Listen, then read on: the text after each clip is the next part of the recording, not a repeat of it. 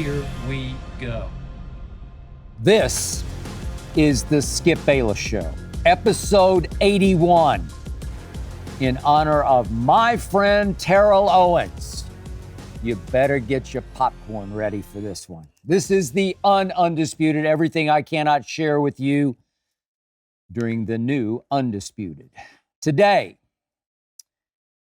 I will take you deep inside the psyche of, maybe even inside the heart and soul of one Deion Sanders, who is a one of one. I will also today answer many of your questions. The first one about Shedeur Sanders versus Caleb Williams, and also about how many games I am able to watch at one time on an NFL Sunday, and also about why I don't play fantasy football, and also about why I have already been convinced by my Dallas Cowboys that this year, they will not be America's tease. They will be America's team, as in Super Bowl team. Thank you very much. And finally, I will tell you today why I recently saw two movies I enjoyed more than I did either Barbie or Oppenheimer. Forgive me. But first up, as always, it is not to be skipped. There's no way I could skip this. This is the biggest story in sports. This is becoming, on its way to being, the most amazing story in sports history. And I don't believe I'm overstating that or overreacting at this point. I'm here to tell you that my Saturday life now revolves around Colorado games. It does, around Colorado football games. Colorado? My wife Ernestine says, "Whoa, what time's the Colorado game this Saturday?" Well, it's at 3:30 Eastern. Oh, okay, we got to mark that off. For me, it's all about Oklahoma. Grew up in Oklahoma City as a huge Sooner fan. It's somewhat about Vanderbilt. I went to Vanderbilt, and I do watch most of their games unless they clash with Oklahoma or huge SEC, Alabama, Georgia, whatever games. But now, start to finish, my world revolves around Colorado football. Colorado football? They used to be in my conference when I was a kid growing up watching Oklahoma football. They were in what was called the Big Eight. Glorious year, 1971. Would you believe that the top three finishers in the AP poll nationally were number one, Nebraska, number two, Oklahoma, number three, Colorado? And I was in my glory at Vanderbilt as I walked up and down the dorm halls, my fist in the air. Big Eight, baby. Colorado in 1972. Tore my guts out to have to watch at Vanderbilt my Sooners lose in Boulder to Colorado as 17-point favorites, 20-14. That's about all I ever thought about Colorado. I know they had their one breakthrough. They got their national championship. But last year, the last thing on my mind was Colorado football because they went 1-11. I'm looking at some of their scores from last year. They lost to an in-state rival, Air Force, 41-10. They lost at Minnesota, 49-7. Then I'm looking at the Pac-12 scores. Do you realize they averaged against Pac-12 opponents, allowing almost 50 points a game? 45-17, they lost to UCLA. 42-8, Oregon State. 49-10, Oregon. 55-17, USC. 54-7 at Washington. 63-21 to Utah. I could go on and on and on, but I won't. Because now Colorado football is the center of it's not the center, it's the epicenter of the sports universe.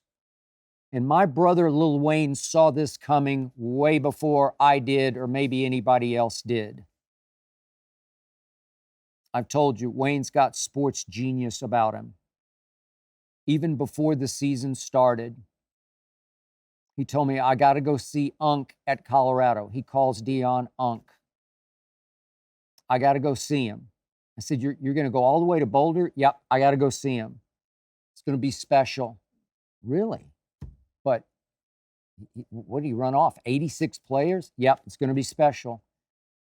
So Wayne, private planes to Boulder, spends the day with Unc in and around all the new Colorado football facilities, gets a feel for it, gets a feel for what the team will be, is telling me, I better open my eyes. It's coming. As Deion says, we coming. They're here. So Wayne goes out of his way to do a concert in Boulder just so he can be in and around the epicenter of energy. And Unc, as in Deion, attends said concert just before the season started. And according to Wayne, Deion sat in the front row and did not move for 2 hours. Did not have to, arrive fashionably late or leave fashionably early. Nope, he sat right there, wall to wall, ear to ear, song to song. 2 hours. Unc loves him some Wayne. So, as you know, Wayne agreed, because Deion asked him to fly back to Boulder last weekend to do an appearance and perform on Fox's Big Noon Saturday show. He stayed for the game. I wasn't sure that he would, but he stayed because Unc asked him to stay. And Wayne was in the pregame locker room. Wayne was in the postgame locker room. Wayne stayed overnight on Saturday night just so he could have breakfast with Deion on Sunday morning. And as you probably saw by now, Wayne led the team charge out of the tunnel onto the field, going sky's the limit. Wayne believes heart and soul in what Deion is doing, not just at Colorado, but in sports, in life. Wayne texted me about how he and Deion laughed until they cried about the way Shedeur, his son, the star quarterback, had protected Deion at the end of the Colorado State game, which ended at 2:30 a.m. Eastern Time. But as you might recall from last week, the Colorado State coach, who happens also to be a black head coach, took a shocking shot at Deion, a personal shot, a cultural shot at Deion's hat and sunglasses, a shot at Deion's mama.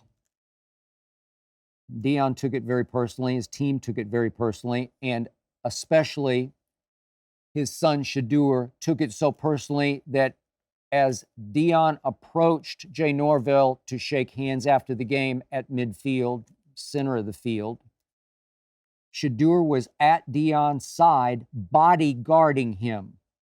It felt to me like Shedeur was ready to throw down on Jay Norvell.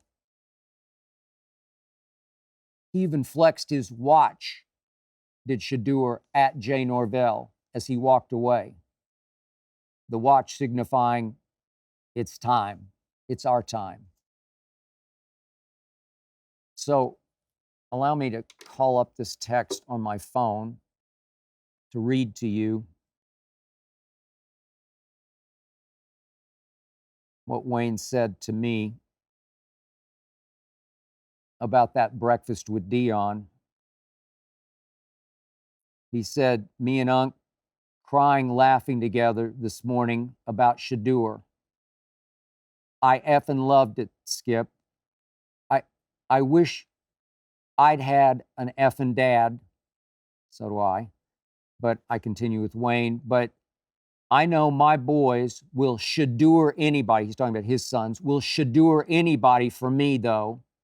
So that's what made my heart smile about it.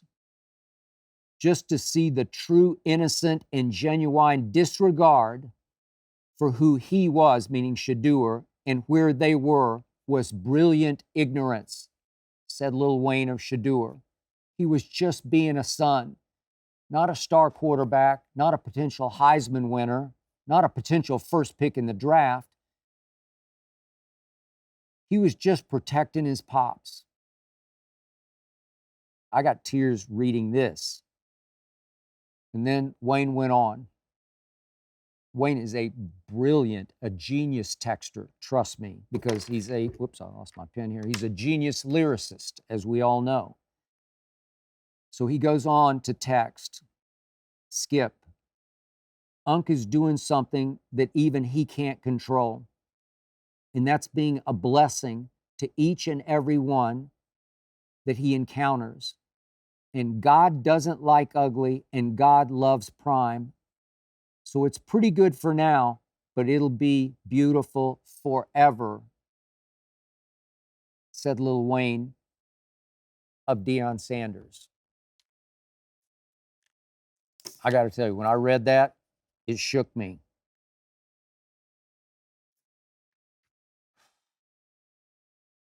What Wayne is saying is that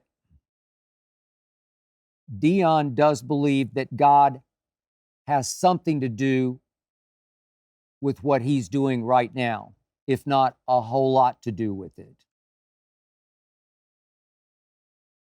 Wayne believes that Deion believes he's on a spiritual mission and journey.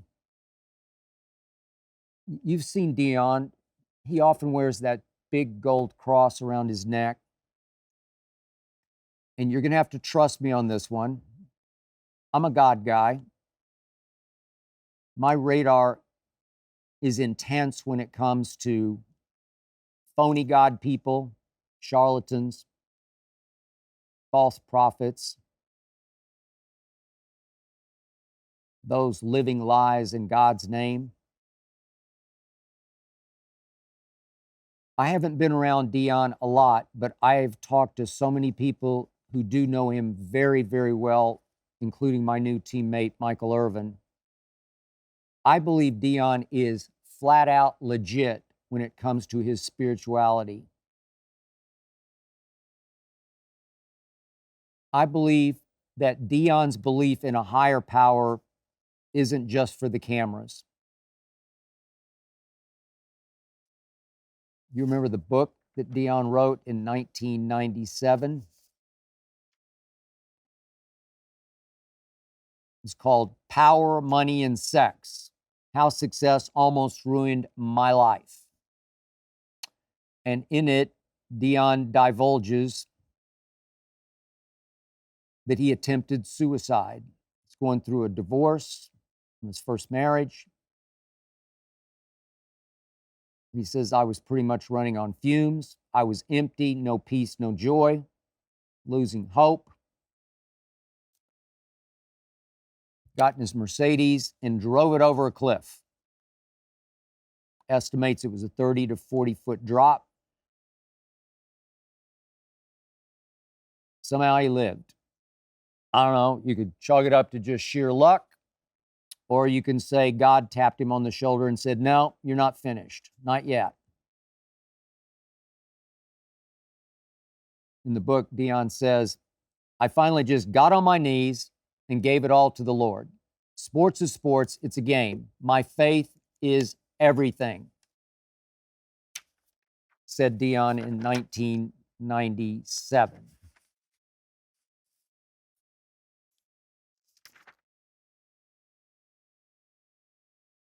I believe that's operating right here, right now.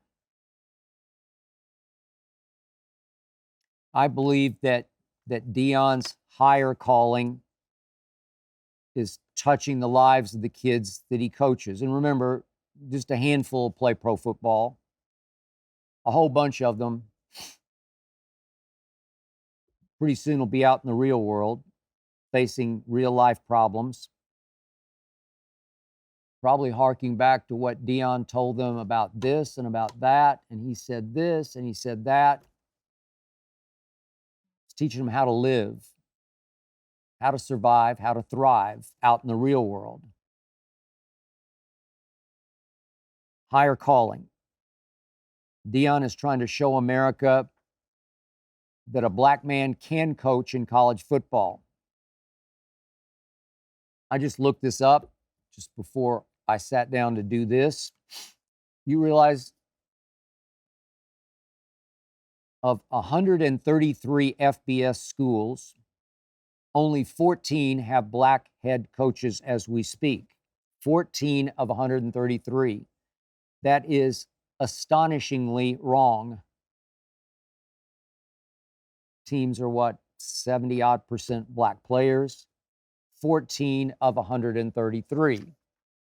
Just to hit some of the highlights, if not lowlights, my man James Franklin, who used to coach at the school I attended, Vanderbilt, and did an extraordinary job there. At Vanderbilt, he went 11-13 in the SEC. Try that on for size, ladies and gentlemen. James Franklin at Vanderbilt, the doormat of the SEC, almost won half his SEC games. It was impossibly great. 11-13 he went. He was 81-36 overall.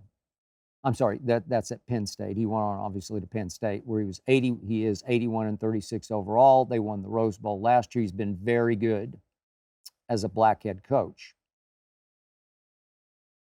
Marcus Freeman, Notre Dame, pretty good first year, 9-4, Gator Bowl. Before him was another head coach that I covered, Ty Willingham, lasted 3 seasons at Notre Dame, went 21-15. Not bad, not great. I thought David Shaw was great in his tenure post Harbaugh at Stanford. 3 Pac-12 titles, 96-54. 4-time Pac-12 Coach of the Year. Won 2 of the 3 Rose Bowls his Stanford team played in. He's on hiatus right now, just taking a break. But he was a stud. Charlie Strong tried for a while, had success at Louisville, and got his big break and shot at Texas. 3 seasons, 16-21, didn't really work. He's now on Nick Saban's staff at Alabama as just a defensive assistant and analyst, advisor.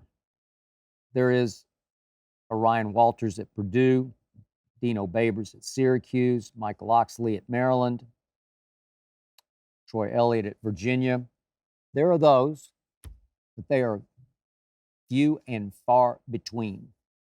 I had the privilege, the honor, spending a week once upon a time back in the 1970s with the greatest black coach ever at a black school, albeit an HBCU school, Grambling, Coach Eddie Robinson, Coach Rob as they called him. He once had me speak to his Grambling team when I was the ripe old age of 24 years of age. I'm just glad nobody filmed that because I'm not sure what I said. I was pretty shell-shocked when Coach Rob just turned to me and said, the reporter from the LA Times is going to address us about how he has come so far so quickly in his business of sports writing. And I'm not sure what I said, but I tried. And I was honored. There's only one Eddie Robinson. There hasn't been anything really like him since, until now. And here comes Deion Sanders. I think the greatest athlete ever.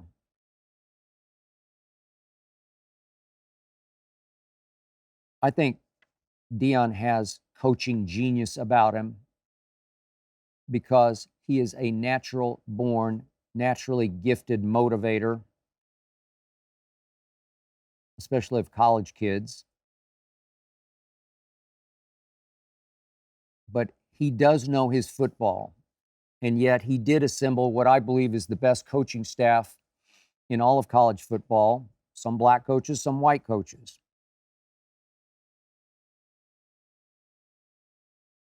That team is well coached. That team is extremely prepared. But that team is detonated pregame by, as Michael Irvin describes it, what feels like a club, like you've walked into a club. There's a DJ. Whatever the jams are of the moment, they're being played. As Richard Sherman and Keyshawn Johnson said on Undisputed, they played for coaches who said, turn that stuff off before kickoff.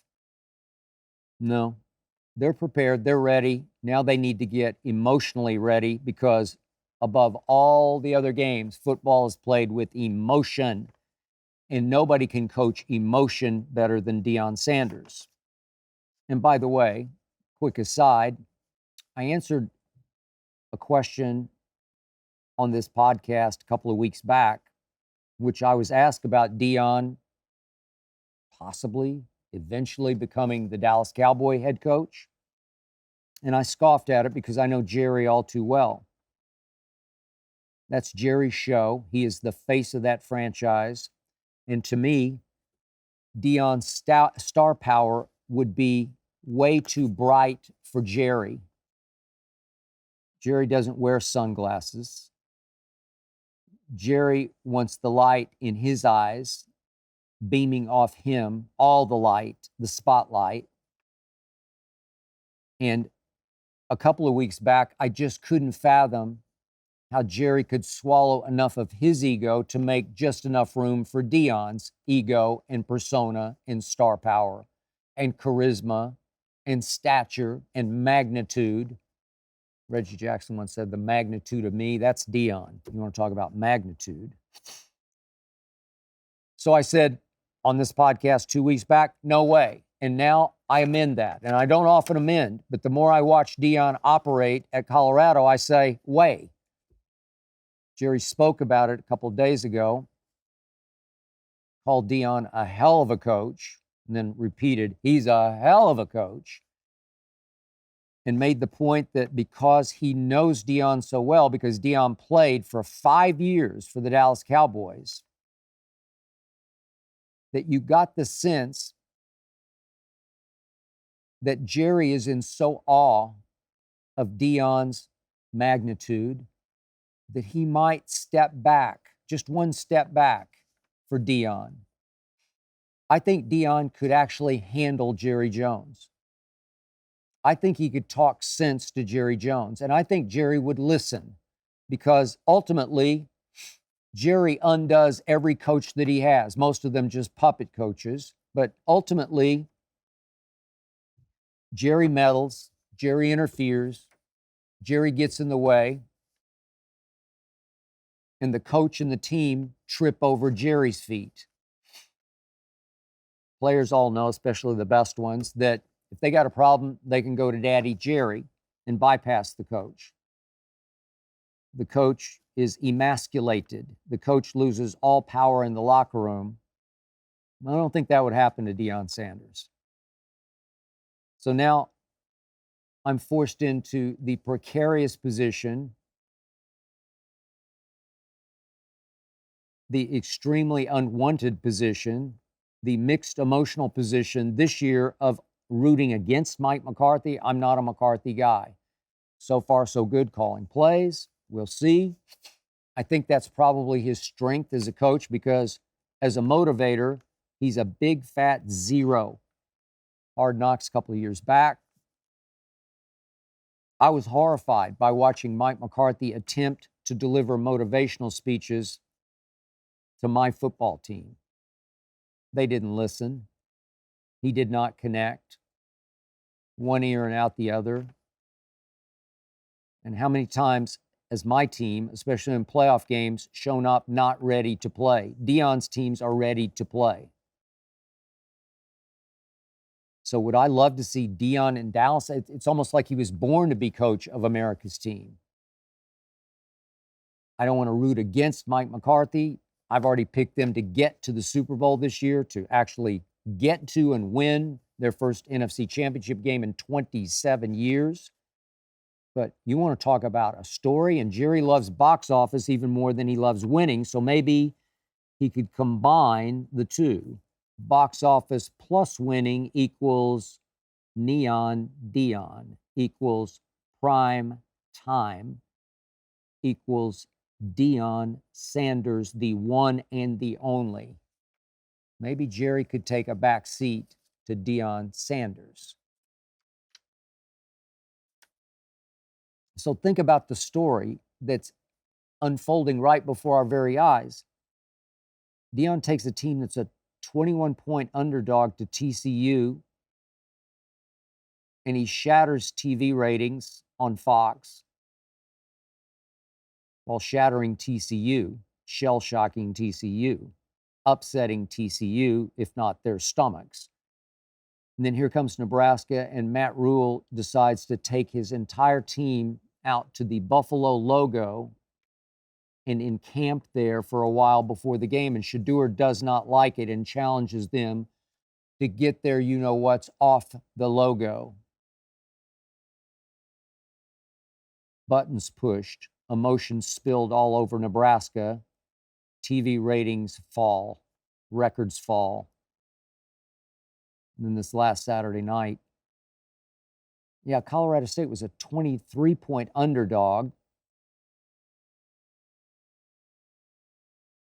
But this after Jay Norvell takes a shot at Deion, which hyped a game that didn't need hyping at all.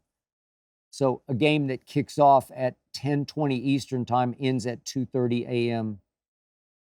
Eastern time, shatters ratings records because it came down to Shedeur having to go 98 yards with 2:06 left, down eight. And did he ever go Tom Brady? By the way, Tom Brady is his personal coach. I can't make this stuff up. Shedeur is starting to resemble a collegiate Tom Brady. Obviously, he went in the 6th round. Shedeur is starting to make the case, I'll get to that in just a moment, that he could be the first pick in the draft. This is only in Hollywood stuff. Meanwhile, Deion's other son, his older son, who's 2 years older than Shedeur, Shiloh, is becoming the best player on defense, making big play after big play. A big pick six the other day that kept them afloat, a big strip fumble recovery that kept them afloat late in the game. And obviously, when Colorado was down early 14-7, Shedeur threw a ball up the Colorado sideline to Travis Hunter, a potential first overall pick in the draft, because he's as great a receiver as he is a cornerback. Goes up for the ball, gets fouled. It's pass interference, obviously. And then a 4-year starter at safety for Colorado State for the Rams. Travis Hunter, who was not looking for the cheap shot, not ready for it. It was a dirty play. He got him good. But it was a shoulder hit, not a helmet, not a crown of the helmet, so there was no ejection for targeting. As I reported on Undisputed, Travis Hunter's liver was lacerated on the play. He tried to continue to play. Something was not right, obviously. He finally had to ask out. They took him to the hospital where he stayed overnight. He's going to be fine, but he's going to be lost for at Oregon and USC and probably at Arizona State. He'll be fine, not life-threatening, not career-threatening. It's just going to have to heal on its own. But then came the death threats, predictably, starting Saturday night. Then came the addresses of Henry Blackburn and his mother published on the internet, cell phones published on the internet. Hell hath no fury, like Deion fans scorned. I know how that feels. I've been there. I've been through the cell phone business. I've been through all the death threats. It's not fun. it gets pretty creepy, scary, because you always try to convince yourself, these people don't really mean it. It's keyboard courage. Yeah, they got my cell. So they fill up my cell, and some of it feels pretty threatening. Wife not happy. Her mom less happy. Nah, but if they say they're going to do it, they're not going to do it. And then you think, yeah, but what if, while there's 99.99999% who won't, what if there's that tiny 0.1 that would? What if there's one psycho? So it starts to get into your psyche. So here came Deion 2 days later, and he sent a signal to his millions of believers: stand down, back off. Leave Henry Blackburn be. Deion went biblical because he is. Spoke from his real, live, authentic heart, and he said, we forgive Henry. Travis forgives Henry. We are praying for Henry through his time of trial. Deion said, this is a good young man and a good football player who's just trying to graduate with honors and make it in the NFL. A good young man who made a mistake. Did he ever? We all agree. Did he ever? It's a painful mistake because it took Travis Hunter out of at Oregon and USC against Caleb. But in this case, Deion's playbook was the New Testament. We forgive. Let's move on. Lil Wayne gives Unk's team a great shot at Oregon as a 21-point underdog, operative word dog, because Wayne texted me, this team is full of dogs from top to bottom. Wayne texted that this team has faced more adversity early than any other team has already.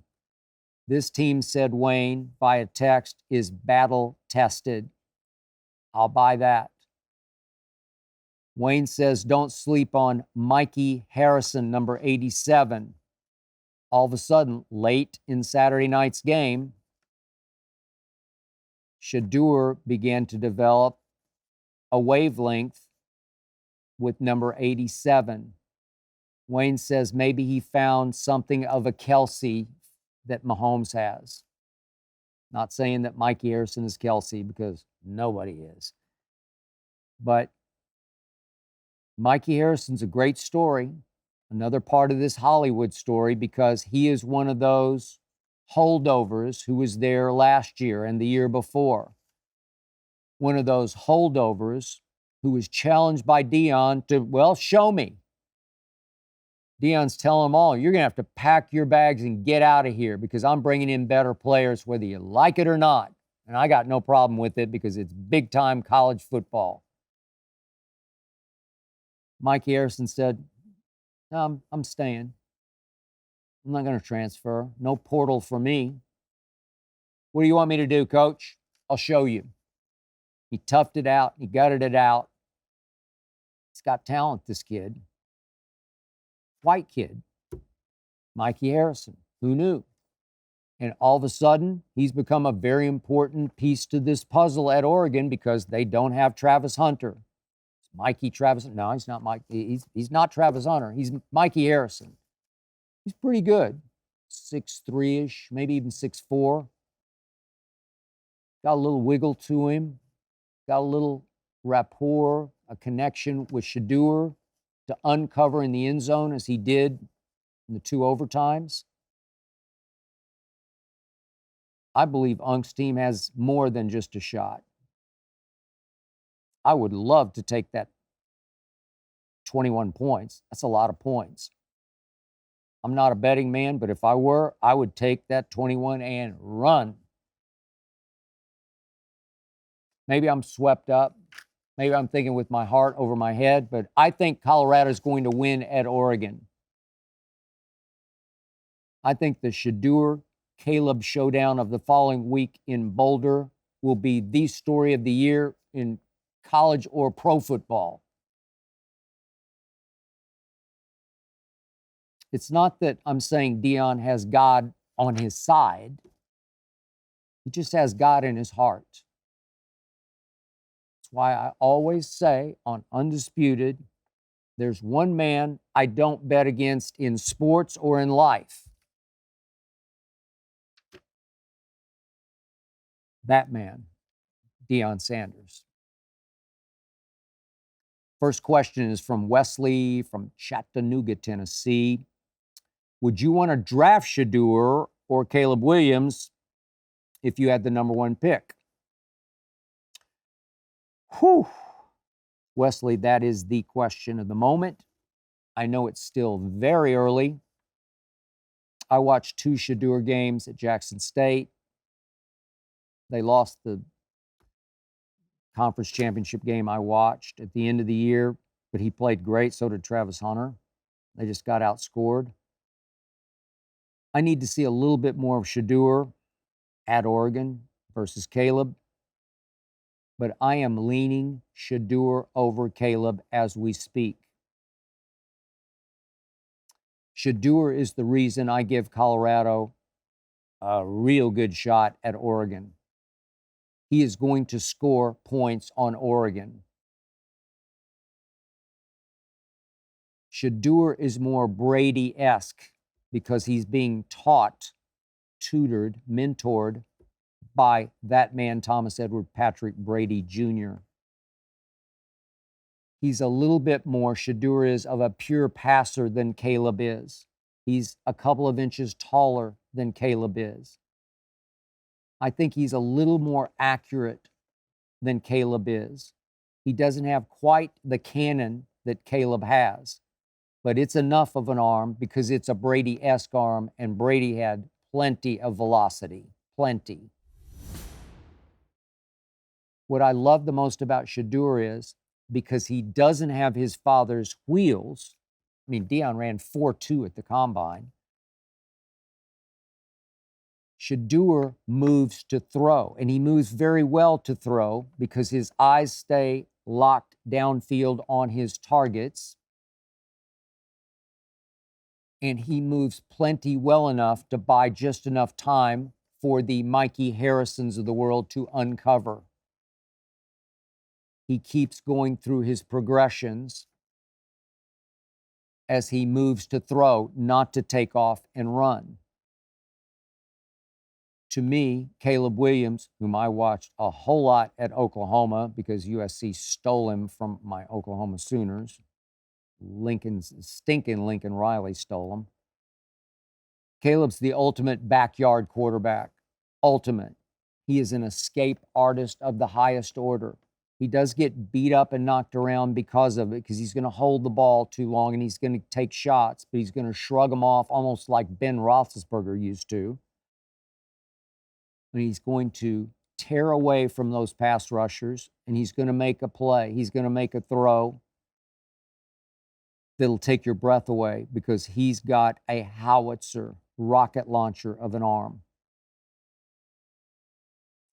I'm just not sure Caleb would have been quite as capable of that 98-yard drive, albeit against Colorado State. You just can't make one mistake.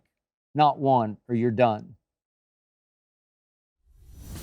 Shedeur has a little better poise, a little better command, a little better feel for the position. And he does have, as he's demonstrated several times already this young season, Brady's clutch gene. Caleb just wills the ball where it's supposed to go. Shedeur has better anticipation. I think slightly higher football IQ to see it and feel it before it happens. To sense that Mikey Harrison is going to wheel, pivot, uncover, get open just enough that I can just fit it through the window to him. And again, they're 20.5-point dogs at Oregon. No. Give me Shedeur, even if he has to throw to Mikey Harrison. This is Henry from Iowa. Deion, Stephon, Trevon, rank the Cowboy corners. Go on, Henry. Just go on. It's a clever question. All three of those names ending in on. But obviously, Henry, in the end, it's just a silly question because there's only one on of an answer. Deion. Greatest cornerback ever by far. Biggest gap between the best player at an NFL position and the second best player is Deion over fill in the blank. You can have Darrelle Revis. You can have my guy Richard Sherman. You can have my new guy Stephon Gilmore, a former Defensive Player of the Year. But Deion is by far the greatest cornerback ever. But because Stephon was that DPOY, I would obviously rank him second right now on just body of work. He's just more decorated, obviously, than Trevon is. Trevon did lead the league in interceptions. He's got a lot of Everson Walls in him. I covered Everson, was buddies with Everson, love Everson. Trevon has got more talent, more speed, more athletic ability than Everson did, but Everson was a ball hawk of the highest order. In Trevon, you have a receiver playing cornerback. He can flat out go get the ball. He'll gamble, he'll clue, he'll jump routes. When he guesses right, as he did on the final interception against the Jets the other day, he guesses real right. So obviously, I'm going Deion, Stephon, Trevon. But the gap between Deion and Stephon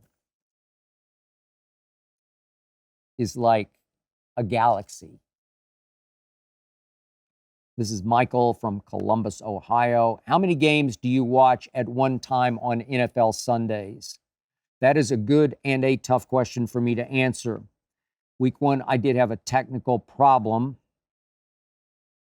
getting two games at once on my two giant screens in my sort of office that I watch the games in.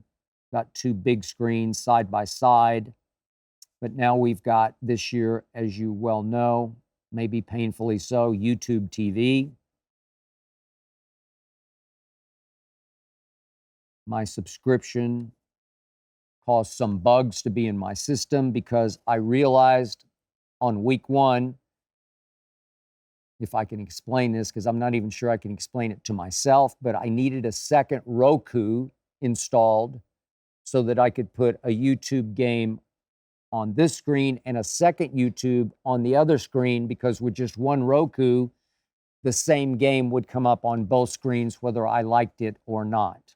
So it cost me $1,500 to get a second Roku installed. Even that had some bugs in it. For a while, for the first Thursday night game, I had sound but no picture. Had to get the game on my computer, which I did, no problem. Technician had to come back. I'm sure that's going to cost me some more money.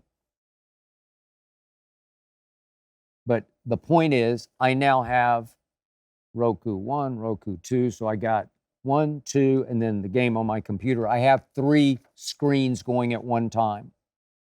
There's also on YouTube TV, you probably know this or noticed, there's a new 4-box that you can hit that allows you to see in miniature form 4 games at once, but the sound comes from only 1.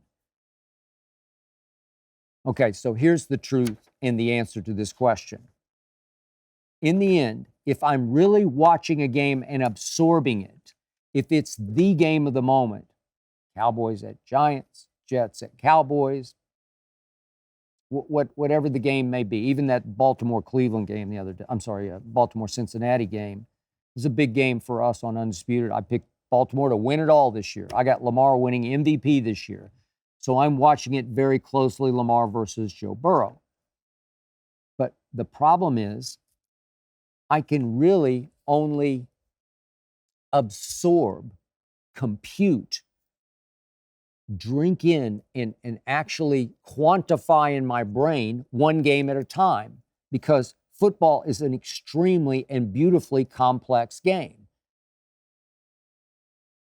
I don't know how people go to the sports bar and sit back and just say, oh, look there, look over there, oh, look over there. How can you really comprehend the flow of the football game without actually locking in on one football game? I mean, short attention span does not work. Attention deficit does not work when you're trying to get to the bottom of what's really happening in an NFL game. My new man, Keyshawn, he goes to sports bars to watch games. Love him for that, because he loves to go out and be Keyshawn. My man, Michael Irvin, went with him to Keyshawn's, wherever, I'm not sure where they went. They sent me a picture of the two of them out among them at the sports bar. And that's all well and good. Keyshawn says, hey, come to the sports bar. Do you know what would happen to me if I went with those guys to the sports bar?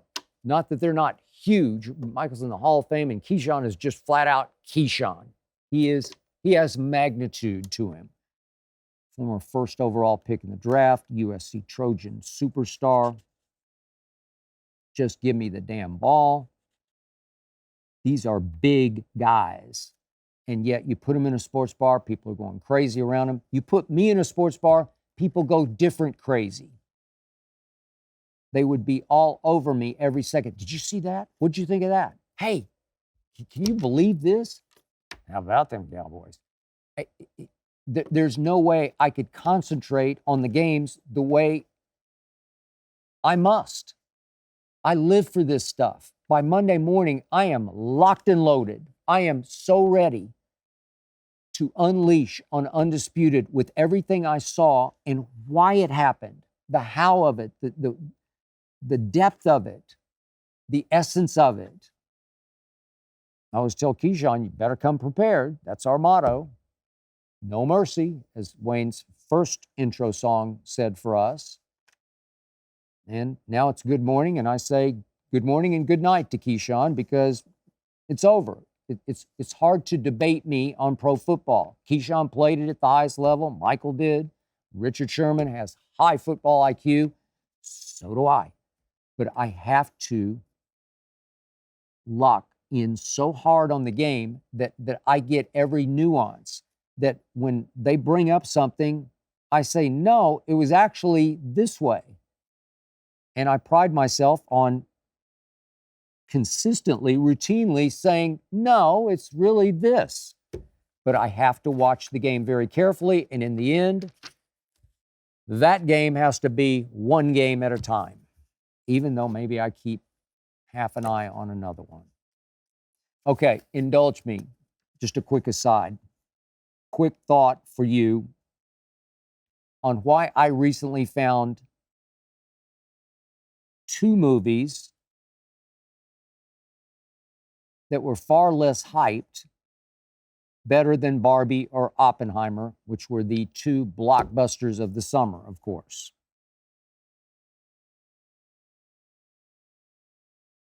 And that's in part because, for me, Barbie and Oppenheimer were so overhyped that by the time I finally saw them, they just couldn't live up. It took a while. Ernestine's still a little bit paranoid about COVID. You know, packed theater, still surges out here occasionally. So am I. So we waited until the theaters had died down a little bit in our neighborhood to go see first Oppenheimer, then Barbie. We were very late to both parties. So we get bombarded with the hype. It's this, it's that. All of our friends are saying, oh, wow. Oh, you can't believe. Oh, it's the great, you got to understand about me, if I may say so myself, I do have a strong intellectual side to me. I don't brag about it. It just is.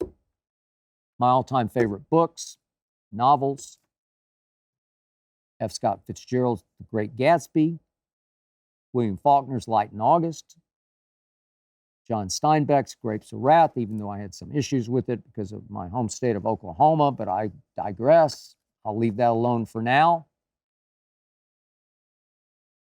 Even if I go a little more contemporary, Tom Wolfe's Bonfire of the Vanities, absolute genius. But my problem with Oppenheimer is, because of that intellectual side, I knew the story start to finish. I know the rise, I know the fall. I am steeped in World War II history, fascinated by it, study it, lessons to be learned. So as brilliant as Christopher Nolan is as a director, he couldn't show or tell me anything that I didn't already know. So in stretches, Oppenheimer for me got a little slow, maybe a touch tedious. I once glanced over at my wife Ernestine and she was dozing. Hey, wake up. This brings me to Barbie. It just couldn't live up to the hype I had experienced. And in the end, or maybe the beginning, I guess it was just a little too silly for me, a little too over-the-top cartoonish.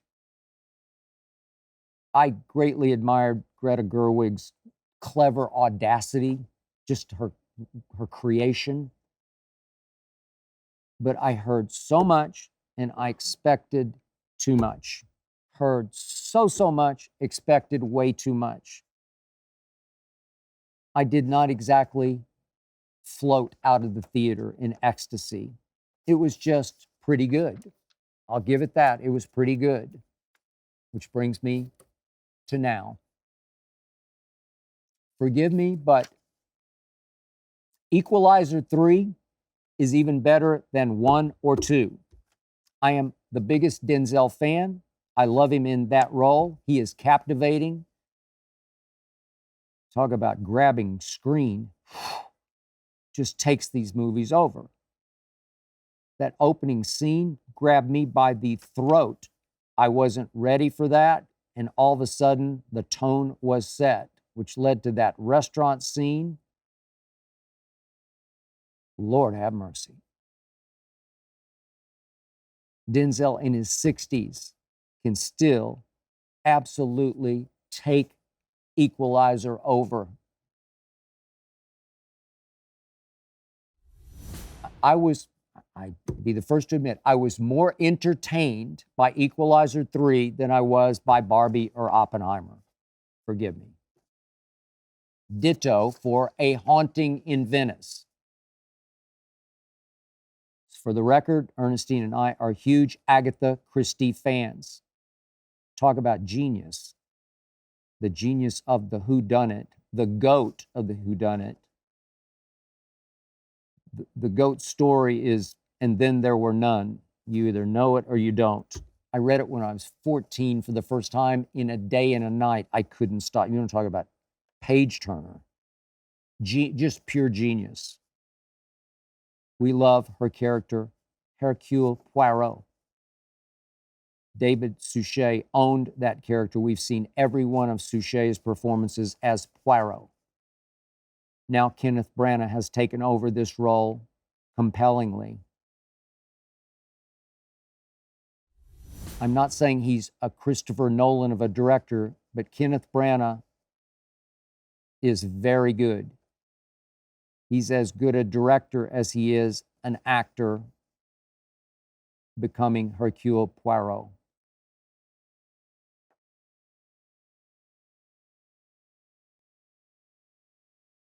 Haunting in Venice grabs you by the throat from the start. It's scary. It's complex. It's captivating. It's edge of seat.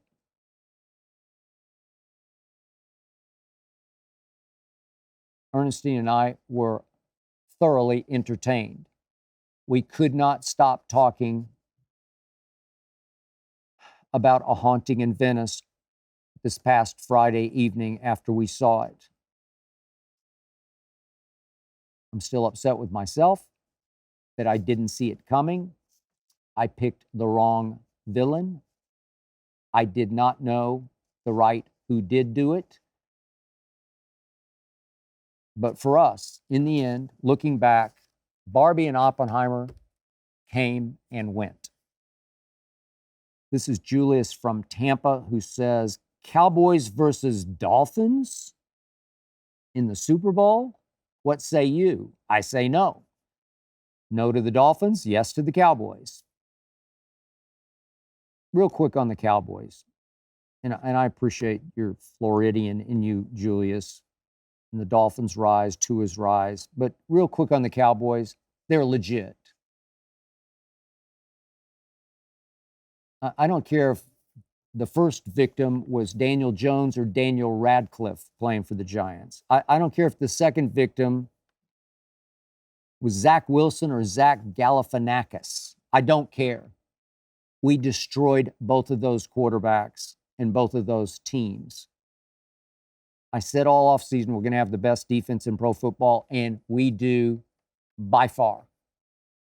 I said all offseason that Micah will take it up a level, and has he ever 11 from heaven? My oh, Micah. We've been doing this so far without Brandon Cooks for the Jets game, without Tyler Smith for either game. He might be our best offensive lineman as a young man. No Donovan Wilson, our best safety, our best blitzer. We're doing it without all of the above. Maybe we're slightly deficient at tight end, but Jake Ferguson is good enough.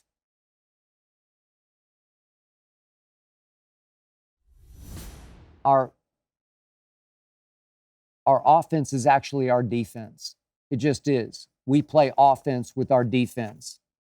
We're going to flip the script. We're going to show you that in this day and age, you can win it all with your defense, with just a pretty good offense, because we lead the world in takeaways. 2 straight years we've led the league in takeaways, and we're off to the races again with 7 in 2 games, leading the league.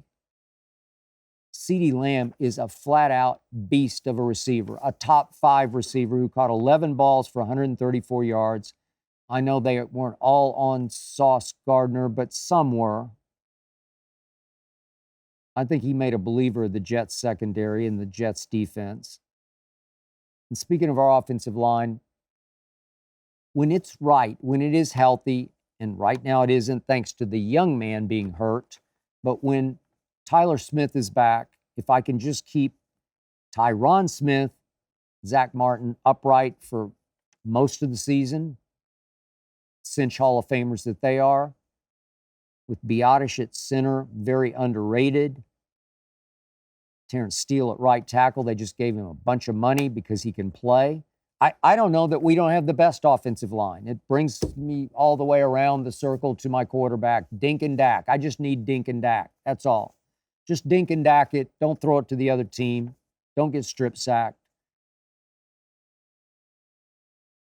Just play within your 4th round self.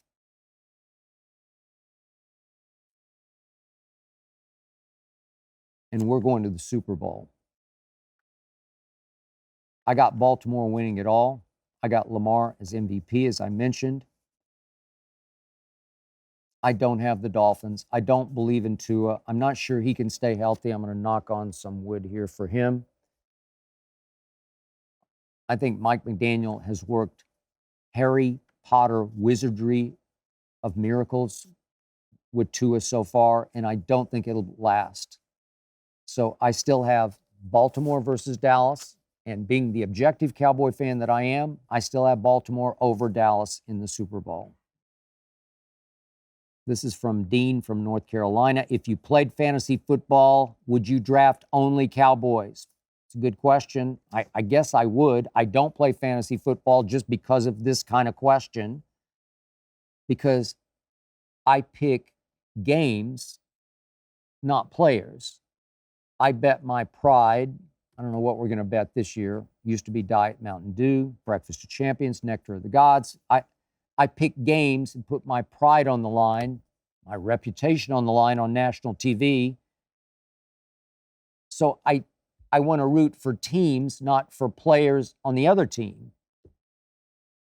I mean, if I wound up with Jalen Hurts in my fantasy draft, I don't want to root for Jalen Hurts when Philadelphia's playing Dallas.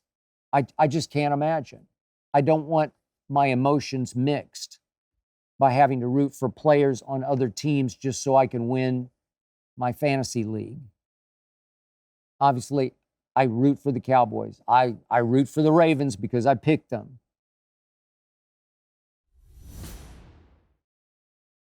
I understand fantasy football. I appreciate it. I respect it. I honor it.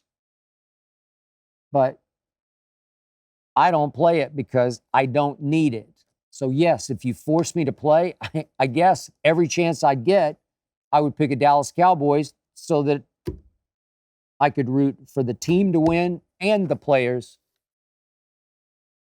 to put up big numbers. God bless you playing fantasy football. Which brings me to the final question. This is Brian from Texas who says, nervous about the Eagles yet? The who? Oh, you mean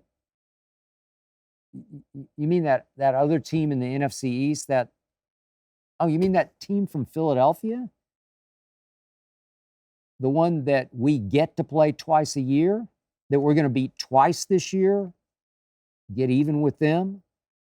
The one that has that torchable defense that we scored 40 on the second time we played them last year? The one on Christmas Eve? Brian from Texas, obviously a Philadelphia native. The better question is, are the Eagles nervous about us yet?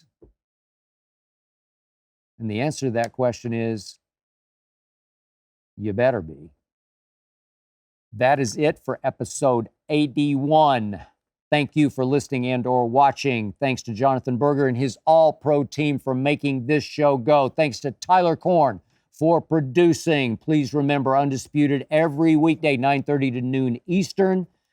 The Skip Bayless Show every week.